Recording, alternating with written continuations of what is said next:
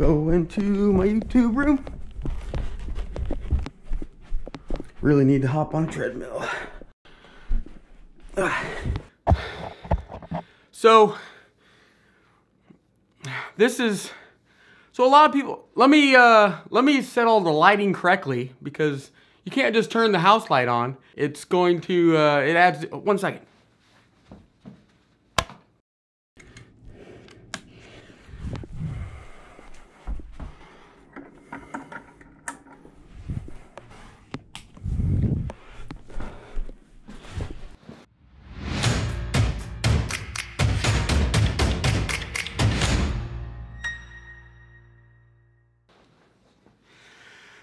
Okay, so let me turn my little screen around.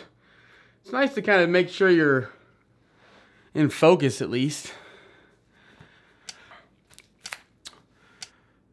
All right, I think it's all lined up. You gotta like set the picture and the frame, and you gotta like put yourself in the rule of thirds, and there's all kind of, so this video is, I have a GoPro, and I also have my camera that's obviously faced here in front of me. So a lot of people take interest in my room setup. I'm not a professional videographer guy. All I do is consume a ton of video content that I get a lot of my, whatever I want to know, or if I see something I like and I want to know how to do it, I'll generally, you know, I'll go into researching and watching those videos.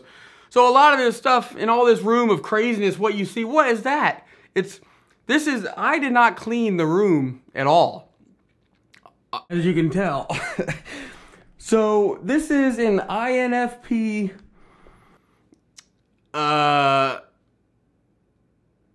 creative mind.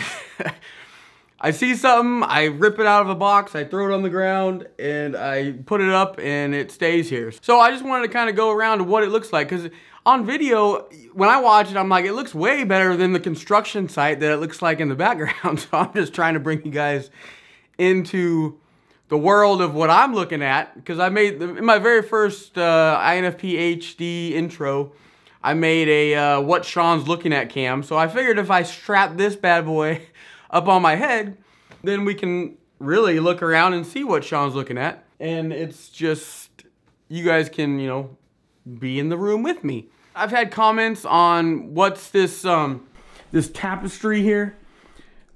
That is literally, it looks cool on video, but when you really look at it, it's like a sheet from Amazon. It's like $10 on Amazon. And you can get all kinds of them, but it's not like some kind of fancy painting that I painted or anything. It's just, it's like a sheet.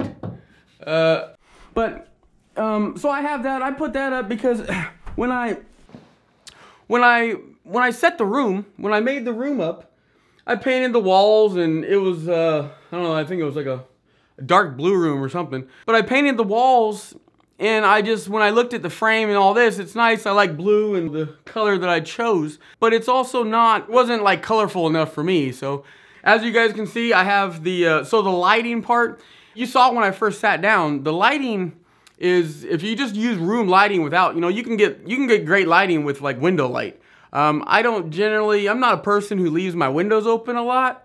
Since I don't, then I tapped into the whole video lighting, 3-point lighting setups and all kinds of stuff and you can get certain lighting. It took me forever to kind of play with it. You can see in my very first round of videos, I bought these soft boxes that is behind this big thing.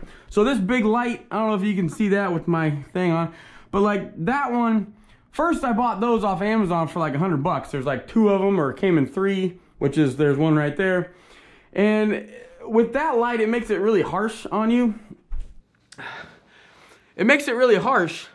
And so then I found that I can use these diffuser things, that it's like a huge just screen or something. Those were somewhat cheap too. I forget what they were. And then this gold one over here, there's some kind of thing where you put like some kind of soft light over here. And then you also have like a bounce light over there, which there's so much to learn with video stuff. It's overwhelming. But as you can see, it's not, I had so many configurations doing this that this is where I'm at right now. So not saying it can't be better, but again, if you really look at a creative person's room of safety or art, you're probably gonna see stuff like this. And it's not, I mean, you look at the videos and you're like, oh, that's a very professional, high quality. But when you look at the background, as what I'm looking at right now, it's just, and so like, you see the thing up front, that's where I started. I bought this cool like pipe shelving thing. That's been there. That's been up there since the beginning of my first video. So that was kind of the backdrop, but the problem is I put it too high for when I actually put my camera up and like sat down. I realized that you couldn't see up there unless I aim really high, so so that's kind of not been in play, but it's always been there. So and that thing was a pain to put up, but anyway. So I have that, and then I had the light change. I have my little bookshelf, and then just again all my stuff from over time. You got my green screen sheet that's right here that I have nailed into the wall that I basically nail over to this wall, and that's how I make this crazy backdrop for if I need, like my INFP small talk video.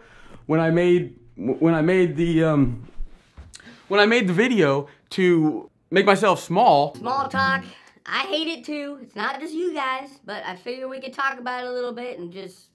You have to like stand in front of a green screen. So with this like room, I had to put that all the way up behind me and then do whatever you gotta do with video tricks. And again, I learned how to do the green screen stuff. Not that it's like super high quality looking, but I did learn that through video, YouTube, tutorials or whatever. When I got started on this YouTube venture, I got really overwhelmed. It was, I almost gave up because when you really start out and you realize just simple things like camera apertures and ISO ranges and all the depth of field.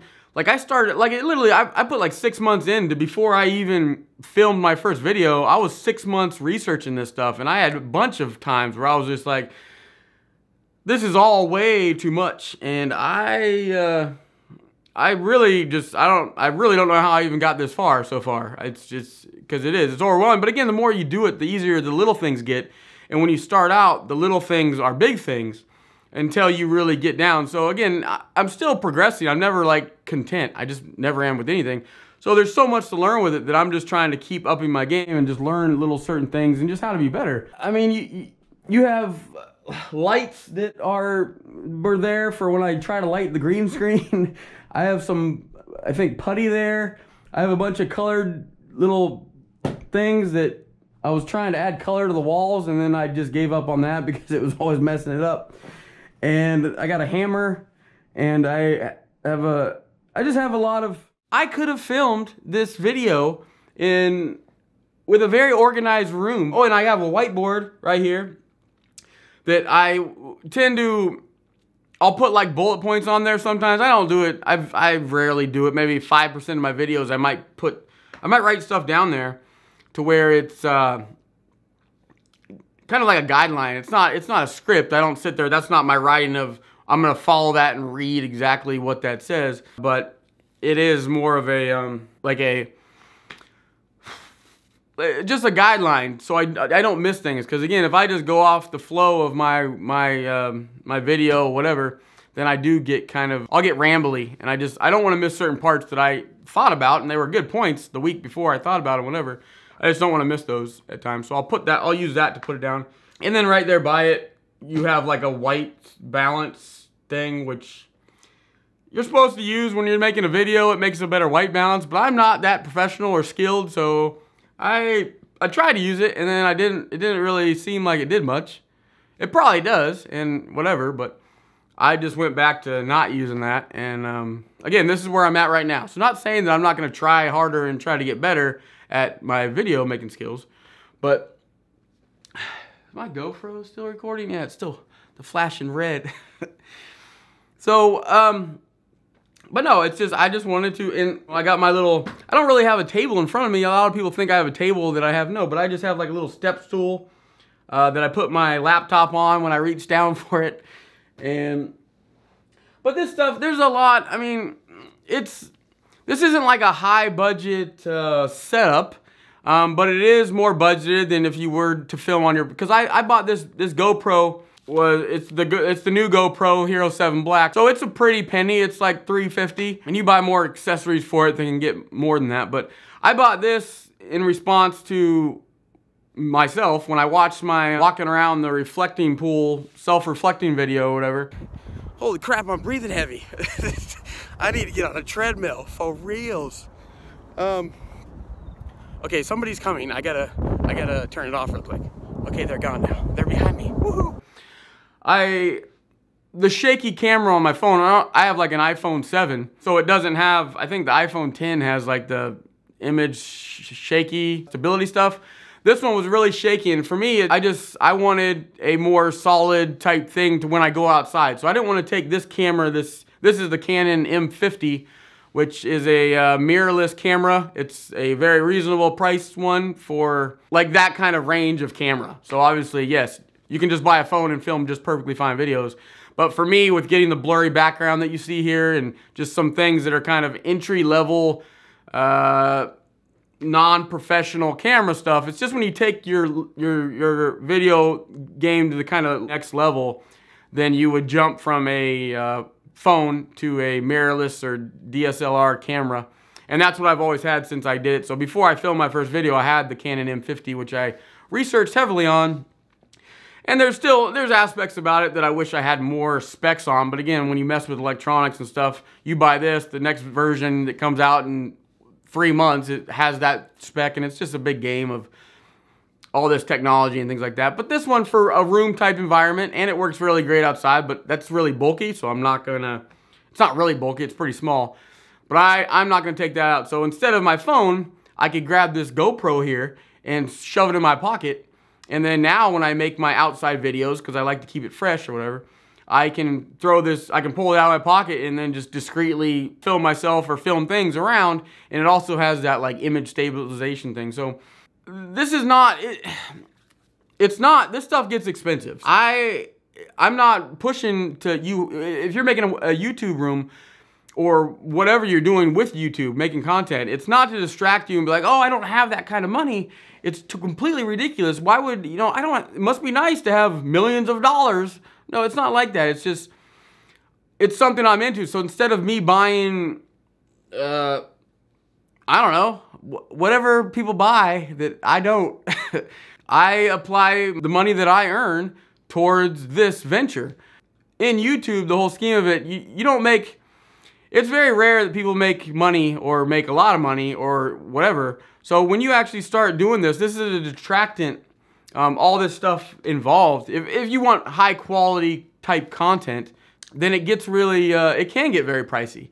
And it's one of those things that I've been touched by many people that have had just, they're in their room, they open their window, they have window light, and they're using an iPhone or whatever kind of phone you have.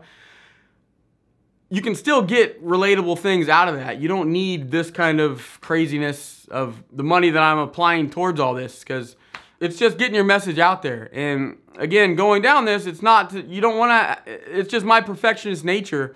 And like, oh, it has to be all 100% perfect. All these people that I've seen that have been doing videography for 40,000 years, I need to do it in one day.